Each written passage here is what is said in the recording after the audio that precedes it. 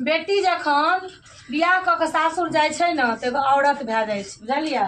एते बड़का जिम्मेवारी रहे छै, जेहो काज नहीं करे के सेहो सब करऽ पड़े छै।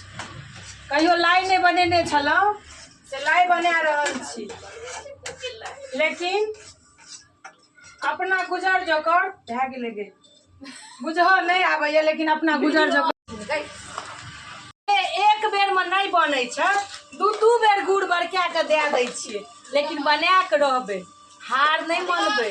कियाकि जत जे रहे छै तते अपन गुजर करे छै। मिथिला के बेटी छियै, कहियो जिंदगी में हार नहीं मान सकै छी।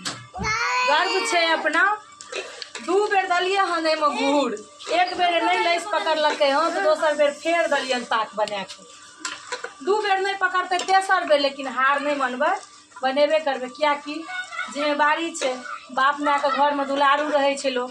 कहबो केलक बुच्ची सीख, कहलक जाय दी न, कहलक कि हमहूँ कहै छलियै जाय दी न, टाइम एतै तऽ सीख लेबै। आब सीखै छियै, देखै छियै अपन जहन बाल बच्चा भेलै न तखन सीखै छियै। दूओ बेर में लगै नहीं छै जे बनतै, तेसर बेर में फेर दिअ पड़तै, लेकिन बना के रहबै।